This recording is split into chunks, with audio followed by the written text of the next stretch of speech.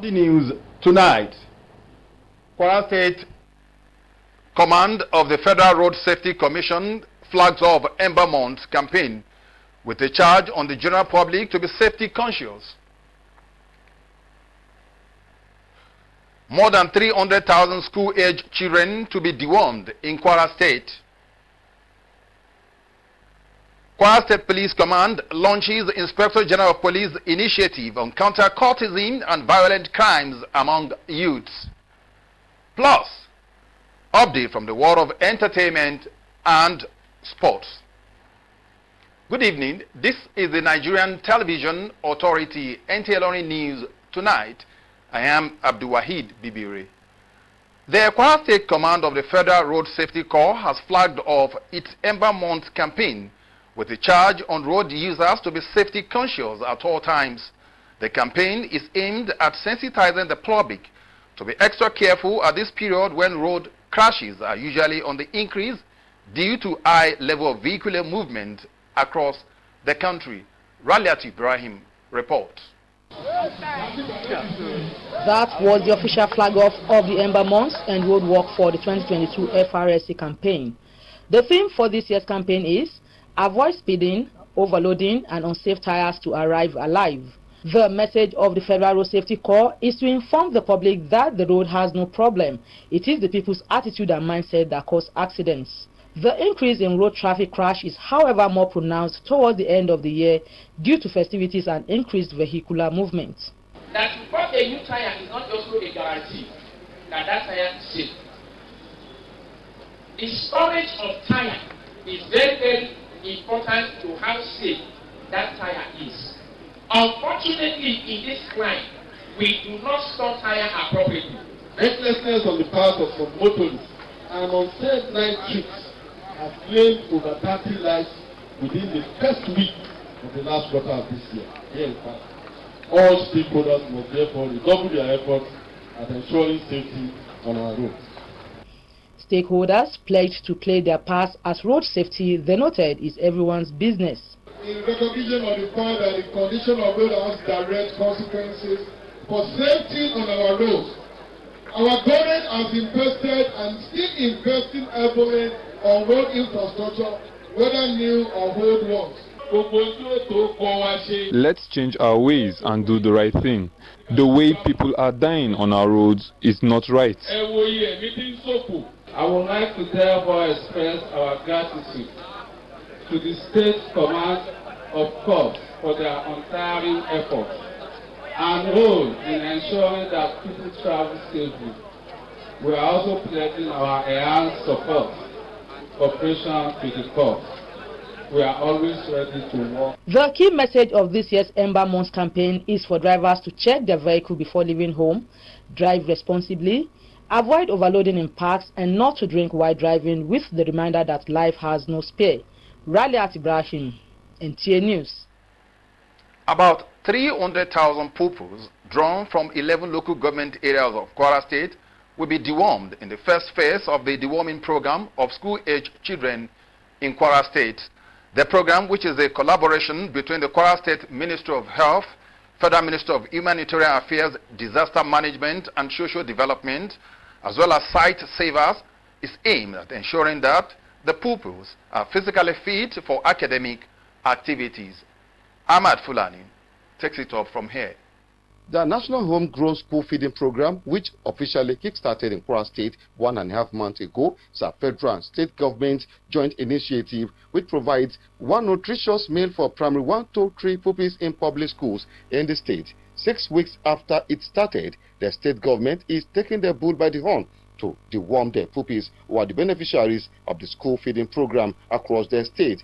The deworming program is aimed at reducing the transmission of infections among the pupils who are the beneficiaries of the National Home School Feeding Program in Kwara State to ensure they are in good health condition. Various speakers, including the representatives of the Kwara State government and the Minister of Humanitarian Affairs, Disaster Management and Social Development, harped on the importance of regular deworming, particularly for school-age children, calling on parents to make their children available for regular deworming. The key objectives of the National Homegrown School Feeding Program are to increase school enrollment, attendance and retention, improve the nutritional and health status of school children. Member of these dreadful ones is also classified among the group of diseases referred to as neglected tropical diseases, NTDs, and it is of public health importance and a major cause of mortality and morbidity. 63 wards in 11 LGs, which are classified as highly and moderately endemic with schistosomiasis, will be treated for schistosomiasis with free, safe, and effective praziquantel. To enable the food, the nutrients you're expecting to nourish the system to hold through the administration of the drug. After serving the breakfast, then comes the official flag-off of the deworming program by the Kwara State Commissioner for Health, Dr. Raji Razak. 10-year-old Abdulganiyu Mustafa, who is one of the beneficiaries of the school feeding program, is delighted to have eaten the meal and been dewormed, calling on government to sustain the program. The food is good. Appreciate government. The food is very delicious and I like it. Control of this disease can be achieved by environmental management, health education, and use of praziquantel. Apart from providing food for the pupils to improve their learning, the National Home School Feeding Program also provides job opportunity to some caterers in the state. Ahmad Fulani, NTA News. Kwara State has joined the League of States that has officially adopted the concept of Nigerian campaign against cultism and other vices in line with the Inspector General of Police Usman Alkali Baba initiative to counter the narratives of cultism and violent crimes among youth through strategic engagement. Olajide Bello reports that the inauguration was at the instance of the Commissioner of Police Kwara Command, Paul Odama, State Deputy Governor Kayode Alabi, and representatives of sister security agencies. Cultism isn't new in Nigeria, but street cultism has emerged as the latest form of gang violence, threatening many neighborhoods, especially in the southern part of the country. Statistics reveal that no fewer than 10,000 people were killed in cult-related violence within and outside school campuses between 1996 and 2019. In view of this ugly trend, the Nigeria Police Force decided to take the bull by the horn to reawaken the security consciousness of members of the public and the dangers of involvement in cultism. The police campaign against cultism and other vices is an initiative aimed at saving our youth from the evil of cultism and other vices through advocacy, awareness creation, sensitization, and reorientation, using schools and community outreach as a vehicle to reach the targeted audience. I can assure you that the government of Parliament has had this year to close this chapter. The theme, cultism, a menace and threats to education and the economy, highlights the role of parents and the society in raising future-worthy ambassadors devoid of involvement in cultism. We must make sure that we keep an eye on our children to make sure that the moral values and ethos that we instill in them are carried on till the end of time. We want to fight this scourge by advocacy, by sensitization, and by ensuring that everybody is co-opted into this fight. Victoria Medubi, a student of Queen Elizabeth School in Ilorin, who has the dream of becoming a medical doctor, strongly opposed cultism in its entirety, describing Pukakov as a right step in the right direction. The way it was before is not the way it is now. Like cultism was seen then as a group to protect people's rights, to make their voices heard, but now reverse is the case. People has already turned to something that become unbearable for children or students, and it already become like things we are not supposed to join. This campaign made for students is to enlighten us more on the consequences and the bad parts of cultism. The event was climaxed with the inauguration of Pukakov CDS Group in Kwara State. Olajide Bello, NTA News. A 30-year-old man, Tunde Usman Busari, has been convicted and sentenced to 10 months imprisonment by Federal High Court in Ilorin over unlawful possession of illicit drugs of different kinds. Abdulafiz Alaya has the details. Tunde Usman, was arrested by men of National Drug Law Enforcement Agency on the 6th of June at Abuto in Asa local government area with 300 grams of dry vegetable suspected to be cannabis sativa. Other illicit drugs found with him include 115 grams of tramadol and 2 grams of methamphetamine, also known as ice.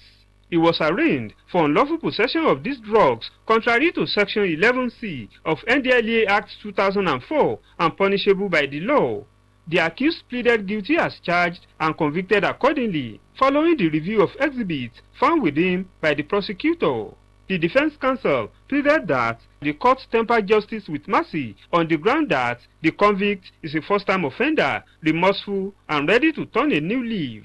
Justice Muhammad Sani in his judgment sentenced Tunde Usman to 10 months imprisonment without an option of fine, and the jail time is to commence from the day of his arrest. The court also ordered that the illicit drugs confiscated from the convict be destroyed after 30 days of the judgment if there is no appeal. Abdelaziz Alaya, NTA News. And now entertainment news. Nigerian International 10s is set to receive a gold certification for her single, Free Mind. Richard Olaita has details of these and more from the world of entertainment. Thames Free Mind is eligible for gold certification according to Chart News, as 500,000 copies have been sold in the United States. However, the certification will be Thames' first solo certification after getting platinum plaques with Wizkid's Essence and Future's Wait For You. Meanwhile, Kunle Afolayan has released the soundtrack of his latest movie, Anikulapo.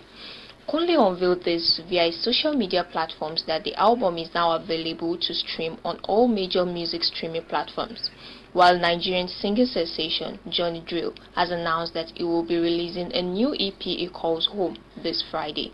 According to the Star, the EP contains a piece of his heart in word and letter, and it has some of the best songs he has ever made with some incredible artists. Rachel Olaito, NTA News.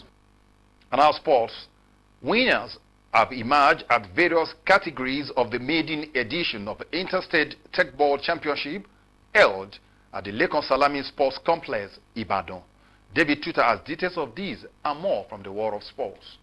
The tournament created another avenue to discover hidden talent in the game of tech ball across the country. In the interstate female singles finals, Rashidat Salao of Kwara State defeated Bujisola Ogunyemi from Oyo State in a 2 straight sets, while Esther Akindele outshined Motunrayo to win a bronze medal. Super Eagles midfielder Wilfred Ndidi has returned to training with Leicester City after being sidelined for 3 weeks with a hamstring injury. Ndidi's return to training will be a boost for the Foxes, who will face champions Manchester City in Saturday's early Premier League kickoff match. Meanwhile, the ongoing Season 5 of the Prudent Energy Premier Handball League, holding at the Sports Hall of the University of Lagos, Akoka, saw defending champions Kanu Pillars beat Lagos Seasiders 38-27, while Owena Kings and Police Machine tied at 22-22 draw in the men's category. In the women's category, Benue Queens lost to Seasiders Babes 28-21, while Defenders Babes defeated Rima Queens 27-23, as league leaders Safety Babes hedge out Bendel Dynamos 26-22. David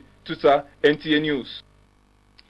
Tomorrow, Friday, 28th of October 2022, weather forecast wraps it up on NTA ILORIN News Tonight. Thanks for watching. Good night.